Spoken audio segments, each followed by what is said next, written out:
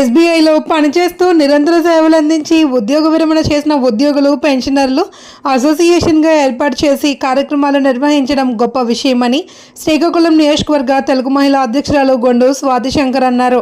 శ్రీకాకుళం పట్టణంలో ప్రైవేట్ ఆడిటోరియంలో ఏర్పాటు చేసిన ఎస్బీఐ పెన్షనర్ల అసోసియేషన్ 4వ వార్షికోత్సవ సమావేశంలో పాల్గొన్నారు. ఈ సందర్భంగా మాట్లాడుతూ వృత్తిలో నిరంతరం ఉంటూ పదవీ బాధ్యతల అనంతరం ఉద్యోగ విరమణ చేసిన తర్వాత కూడా సేవా కార్యక్రమాలు, పెన్షనర్లు సమస్యలపై పోరాటం చేస్తూ వారి సమస్యను పరిష్కరించే దిశగా అసోసియేషన్ పనిచేస్తుందని, ఇది అందరికీ ఆదర్శమని అన్నారు. ఈ కార్యక్రమంలో Amaravati circle general manager Hemant Kumar, deputy general manager Saurav Ghosh, general secretary Chandrasekhar తదితరులు పాల్గొన్నారు. అంతకుముందు స్వాతి శంకర్ జ్యోతి ప్రజ్వలన చేసి కార్యక్రమాన్ని ప్రారంభించారు. ఈ కార్యక్రమానికి పెన్షనర్లు తదితరులు పాల్గొన్నారు.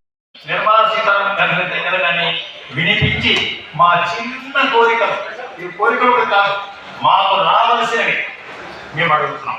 దయచేసి మీరు వచ్చినందుకు చాలా సంతోషంతో మరొకసారి